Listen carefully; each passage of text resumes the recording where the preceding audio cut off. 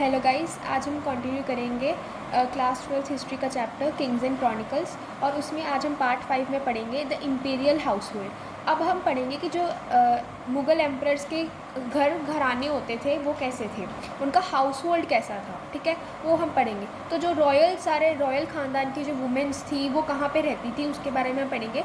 तो जहाँ पे जो उनका डोमेस्टिक वर्ल्ड होता था, मतलब उनका पूरा जो एक तरह से घराना होता था, उसको बोलते थे हैरम। ठीक है, एंड वो मुगल्स के जो सारे फीमेल्स थी वो वहाँ पे रहती थी। एंड इसका जो ओरिजिन है, इस वर्ड का ओरिजिन हैरम का, इसका है हरम से। एंड ये पर्शियन वर्ड है। ठीक है, एंड इसका लिटरल मीनिंग क्या है? सेक्रेट प्लेस, मतलब वो जगह जो एक तरह से रिलीजियस प्लेस होती है। ठीक है, बहुत मानी हुई प्लेस, उसको बोलते हैं हरम। तो इसी से वर्ड डिराइव हुआ था हरम, एंड जहाँ पे सारे जो रॉयल हाउस होल्ड था वो रहता था। ठीक है, एंड मुगल एम्प्रेस के टाइम पे पॉलीगैमी जो थी वो बहुत ज़्यादा प्रेवलेंट थी। पॉलीगैमी मतलब जो रूलर होता था वो एक से ज़्यादा शादियाँ करता था, उसको बोलते हैं पॉलीगैमी। तो एक एक रूलर की बहुत शादियाँ होती थी, अराउंड 200-300 वाइफ्स होती थी। एंड वाइफ्स के अलावा भी लोअर स्टेटस की वुमेन होती थी, एंड वो भी रॉयल हाउस होल्ड में ही रहती थी।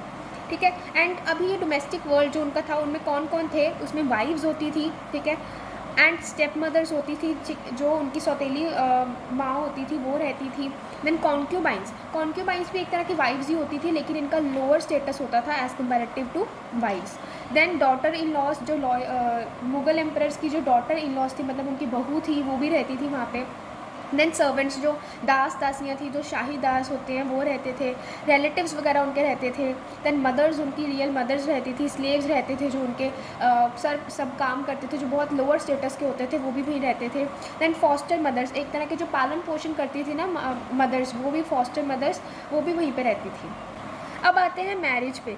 जो मुग़ल एम्परर्स थे उनका मैरिज का, क्योंकि वो इतनी सारी वाइफ्स के साथ उनकी शादी हो जाती थी, तो उनका मेन पर्पस कुछ और ही होता था। उनका मेन पर्पस होता था एक्सपेंडिंग पॉलिटिकल रिलेशन अलाइंसेस। वो डिफरेंट जो रेंज होती थी, जैसे राजपूत्स हो गए या कोई भी और जो बाकी की इंडिया के ऊपर रूल करते थे, उनके साथ पॉलिटिकल रिलेशंस और अलाइंसेस बनाने के लिए उनकी डॉटर्स के साथ शादी कर लेते थे। So gift of territory with daughter, अगर कोई वो टेरिटरी जीतते थे, ठीक है, कोई एनिमी हार गया और उनकी कोई टेरिटरी उन्होंने हथिया ली, तो उनकी जो डॉटर्स होती थी वो उनको साथ में मिल जाती थी।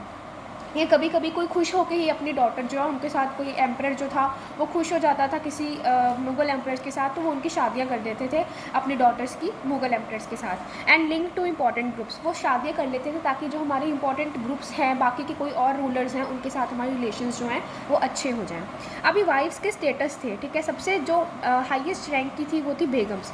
तो ये बहुत ख़ास होती थी, जो सिर्फ जो कम नंबर में होती थी, एंड ये जो है ये सीधा ही मुग़ल एम्परर के साथ लिंक्ड होती थी। And they belong to royal families, ये नॉबल फैमिलीज़, मतलब ये दूसरे किसी किंग की डॉटर्स होती थी। ठीक है, एंड ये रॉयल फैमिली से बिलोंग करती थी। एंड इनको ह्यूज कैश एंड वैल्यूएबल्स मिलता था एज अ डोअर, मतलब ये अपने साथ बहुत ज़्यादा कैश लेके आती थी, बहुत वैल्यूएबल ऑर्नामेंट्स लेके आती थी, और इनको किंग से भी बहुत कुछ मिलता था। एंड इनका हाईएस्ट स्टेटस होता था बेगम्स का। देन उसके बाद है अघास भी एक तरह की वाइफ्स होती थी, लेकिन इनका नॉबल बर्थ नहीं होता था, ये मतलब किसी शाही खानदान से बिलोंग नहीं करती थी, एंड इनका लोअर स्टेटस होता था as compare to the begums. Then है अगाचास। अभी अगाचास भी एक तरह की वाइफ्स थी, लेकिन इनका लोएस्ट रैंक था, मतलब सबसे कम जो रैंक के स्टेटस का था वो था अगाचास का। एंड इनको मंथली कैश मिलता था, इनको मंथली इनकी जैसे एक तरह की सैलरी कह लो या एक तरह का रिवॉर्ड कह लो, उनको वो मिलता था। एंड गिफ्ट्स मिलते थे अकॉर्डिंग टू द स्टेटस। अभी जो सबसे अच्छी थी उनको उनके गिफ्ट्स मिलते थे, इनका भी स्टेटसेस होता था, मीन्स अगाचास के बीच में भी इनका इनसाइड में स्टेटस होता था। ठीक है, अभी ये नहीं था कि ये स्टैटिक थे, ये बदल भी सकती थी। ठीक है, अगर कोई अगाचास या अघास इनको पसंद आती थी तो उसका स्टेटस जो है वो इम्प्रूव हो जाता था। सो अघास एंड अगाचास कैन राइज टू बेगम, ये बेगम के लेवल तक राइज हो सकती थी अकॉर्डिंग टू किंग्स विल। ये किंग की इच्छा थी कि वो किसको ऊपर तक रैंक तक पहुँचाना चाहता है। King didn't have already 4 wives, ये 2 कंडीशंस थी, या तो किंग जो है वो अपनी मर्जी से किसी भी अगास या अगाचास को आगे तक लेके जा सकता है बेगम के लेवल तक, या ऐसा हो सकता है कि किंग की अगर ऑलरेडी 4 वाइफ्स नहीं हैं तो ये ऑलरेडी अपने बेगम लेवल तक पहुंच जाती थी। ठीक है, एंड उसके बाद रॉयल हाउस होल्ड में और कौन होते थे? मेल एंड फीमेल स्लेव्स होती थी। ठीक है। ये जो मेल और फीमेल स्लेव्स होती थी, जो दासियाँ होती थी, ये मुंडेन टू लेके स्किल्ड एंड इंटेलिजेंट वर्क भी करती थी, मतलब साधारण काम से लेके जो इंटेलिजेंट और स्किल एंड इंटेलेक्चुअल वर्क भी होता था वो ये स्लेव्स करती थी। इनका भी रैंक्स होते थे।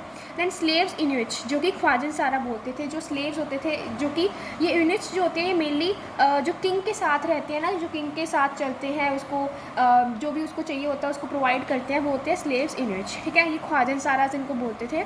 एंड ये external and internal life of house holds, मतलब ये इंटरनल लाइफ में भी मतलब जो हाउस होल्ड्स की थी, एंड एक्सटर्नली जो एम्परर की लाइफ होती थी या जो पूरी जो किंगडम होता था उनकी लाइफ में भी आपस में कोरिलेट करते थे। इंटरनली भी वहीं पे रहते थे एंड एक्सटर्नली भी लिंक्ड थे उसके साथ। देन रोल ऑफ वुमेन, तो जो मुग़ल एम्परर्स थे या जो मुग़ल एम्पायर था उनमें रोल ऑफ वुमेन क्या था।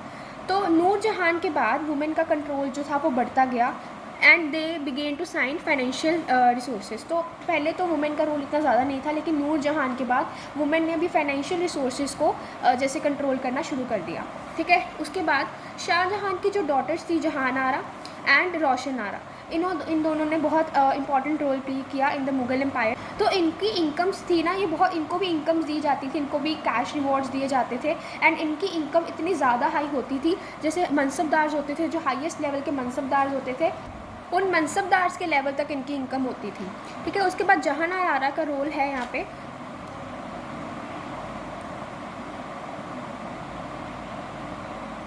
उसके बाद जहान आरा का रोल है कि इसको रिवेन्यूज़ मिलते थे, इसको मनी मिलती थी एंड जो ये जहान आरा है, इन्होंने पोर्ट बनवाए सूरत में, जहाँ पे ओवरसीज़ ट्रेड के लिए बहुत इंपॉर्टेंट थे।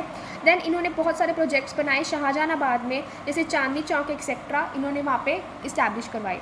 देन हुमायूं नामा जो था उसने लिखा था गुलबदन बेगम, ये गुलबदन बेगम ने लिखा था, जो कि डॉटर ऑफ बाबर थे, ये बाबर की डॉटर थी एंड हुमायूं की ये बहन थी एंड अकबर की ये आंट थी। ठीक है, ये उन्होंने हुमायूं नामा लिखा एंड ये फ्लुएंट थी in Turkian and Persian, Turkian and Persian language में ये बहुत फ्लुएंट थी।